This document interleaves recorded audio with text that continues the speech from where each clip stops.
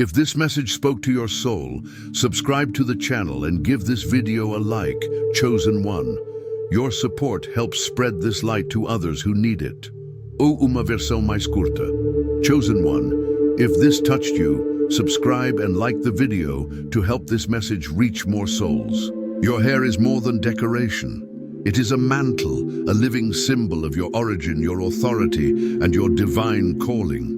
Just as Samuel anointed David with oil in 1 Samuel 16:13, marking him to reign, God has also placed a crown upon you, not a jewel locked away in a chest, but something that grows from your very being. Every strand carries spiritual marks, memory, legacy, and intertwined identity. It holds echoes of battles fought, prayers whispered, and praises lifted by your ancestors. It remembers the hands that nurtured it and the shadows that tried to silence it. It carries traces of blessings spoken over your life and even the hidden whispers of curses uttered in the dark. This is why the enemy tries to attack you, because what carries memory also carries power.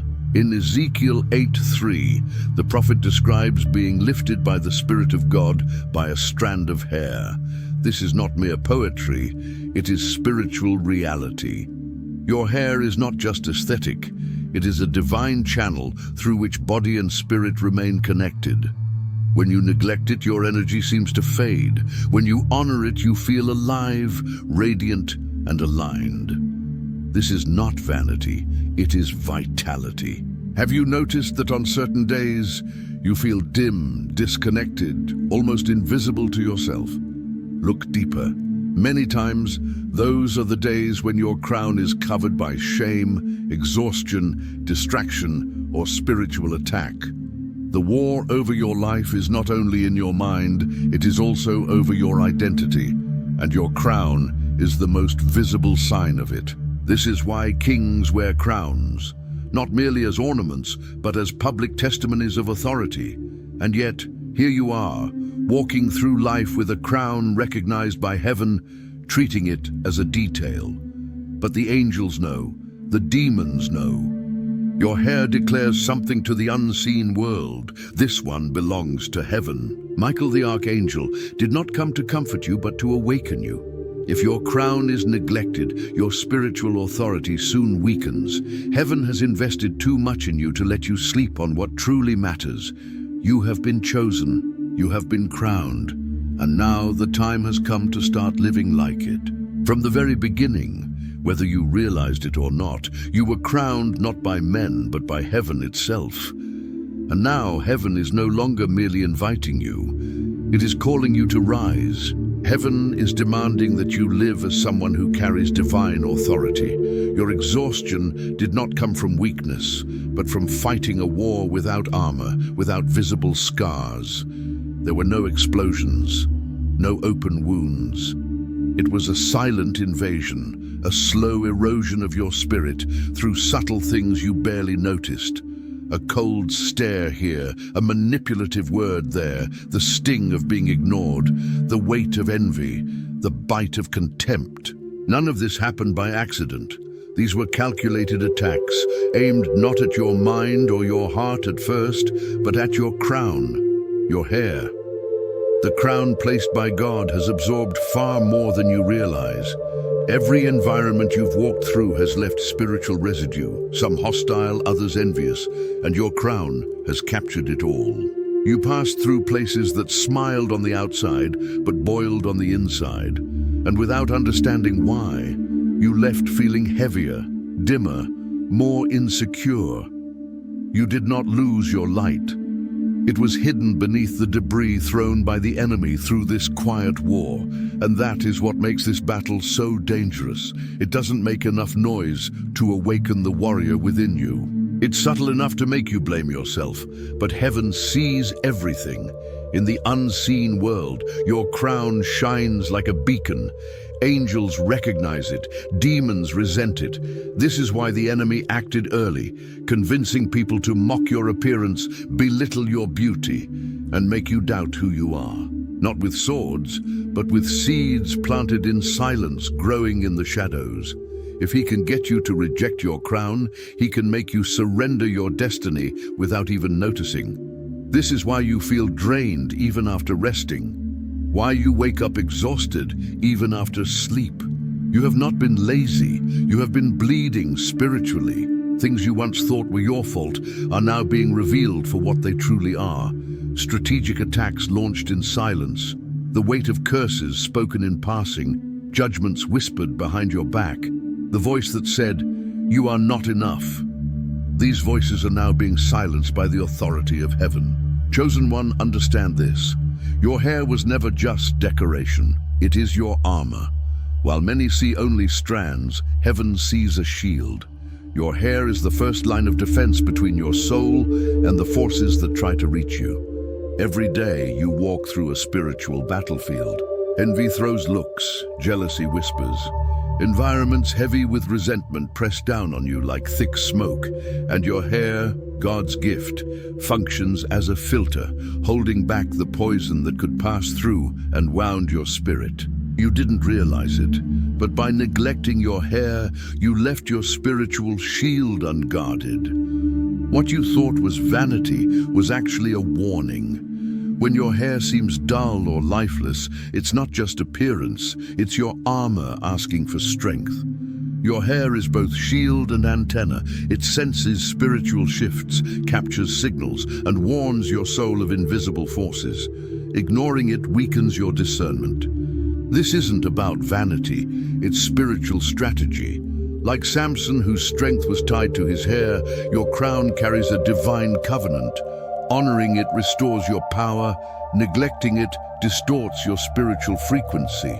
The enemy's attacks are subtle, whispers that distort your identity and dull your sensitivity, but your hair has always been a compass, guiding you through spiritual deception. If he can make you treat it as superficial, he can make you forget your mission. This is why heaven is speaking to you now, because your survival depends on your spiritual sensitivity.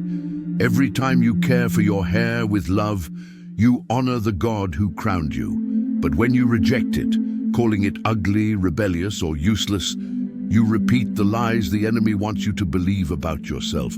Your crown and your calling are connected. The way you treat one reflects how you handle the other. This is not a metaphor, it's a spiritual principle. Look back for a moment. Weren't the times you neglected your hair the same seasons when your purpose felt distant? When your voice weakened, when your dreams seemed silenced? Your crown was trying to warn you, but you didn't hear its cry. This is not vanity, it's identity. And when identity fractures, purpose becomes vulnerable. Chosen one, you were born marked. Preserve that mark. Guard your crown. Understand, the way you treat your hair is shaping the way you carry your calling. Heaven is not interested in shallow rituals or beauty standards. This isn't about idolizing your hair, it's about recognizing it as sacred. Your hair is not cosmetic, it is covenant. It is the visible thread that connects you to an invisible mission. To neglect it is to send a silent message to the spiritual world. I haven't understood what has been entrusted to me, so push distractions away. Place your hands upon your head as if touching a scroll written by heaven itself. Speak to your crown, not as someone admiring a reflection, but as a priest releasing divine order. Declare that every curse will fall to the ground, that every word of shame will be burned away. Proclaim that each strand is ready to receive instructions from above. The Lord said through Isaiah, "My word will not return to me empty, but will accomplish what I desire and achieve the purpose for which I sent it."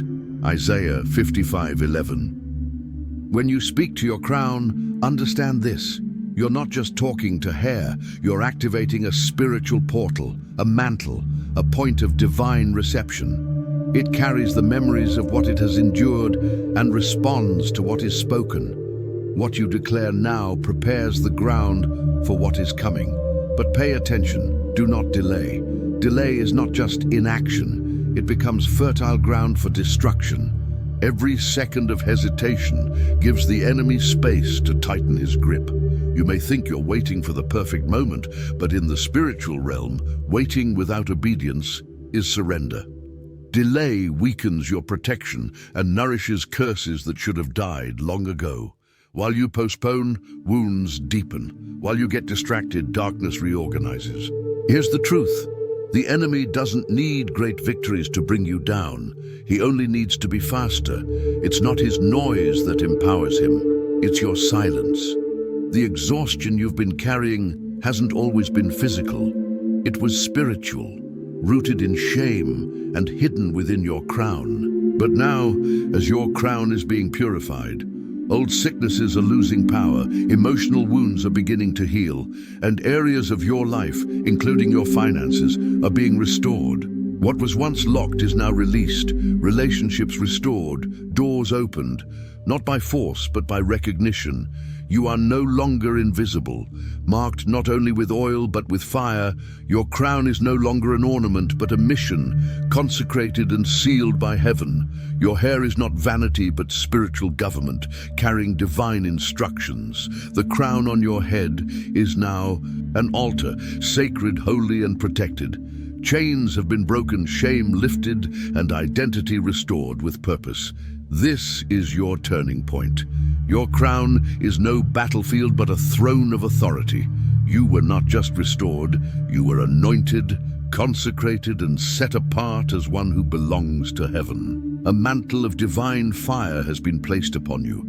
From this moment on, your steps are prophetic, your presence shifts atmospheres, and your voice carries new authority.